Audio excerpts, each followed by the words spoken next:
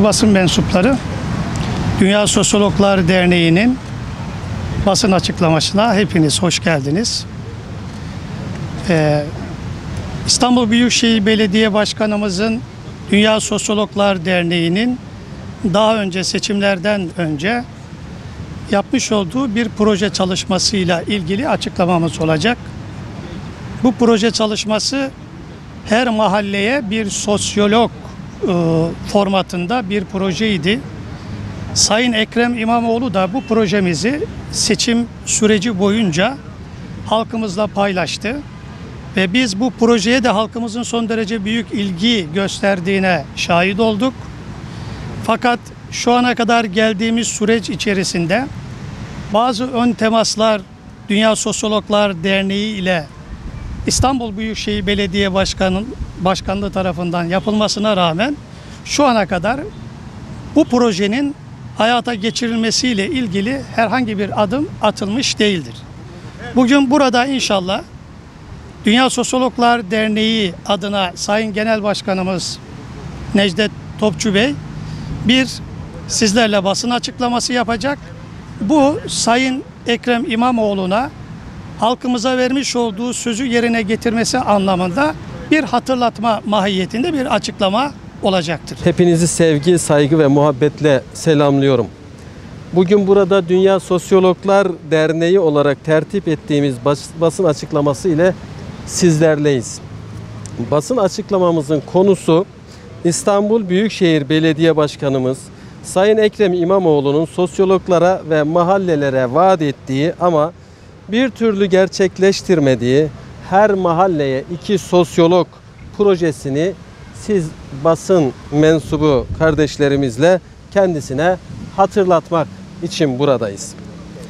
Toplumsal sorunların zirve yaptığı bu çağda sorunlara çözüm üretecek ve sosyal yapıların sistematik bir şekilde düzene girmesine katkıda bulunabilecek en yetkili meslek mensuplarının sosyologlar olduğunu biliyoruz. Bugün dünyanın birçok ülkesinde özellikle batıda sosyologların durumu tıpkı bir tıp doktoru mesabesindedir.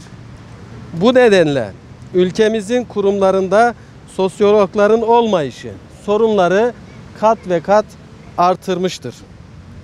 Ailenin yapısının çözülmesi, eğitimde sosyologların olmayışı ile ortaya çıkan yapısal sorunlar, yine kentleşmede sosyologların olmamasıyla oluşan yabancılaşma sendromu bunlardan başlıcalarıdır.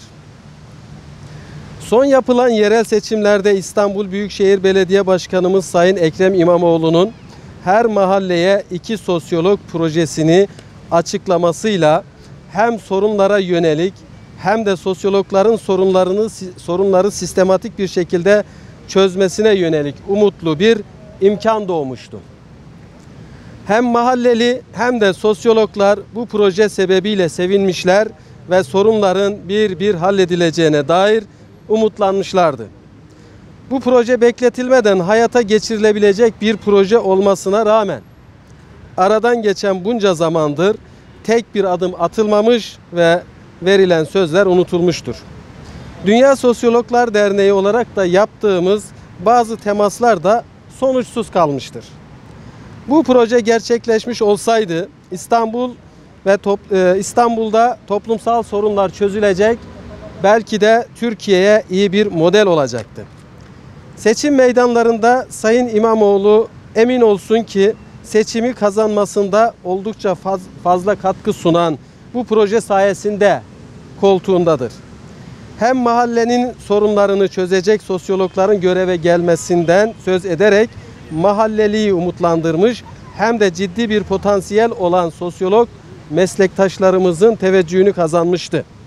Seçime konu edilen bu önemli meslek mensupları olan sosyologlar soruyor: yapamayacağınız vaadinize neden bizi malzeme ettiniz?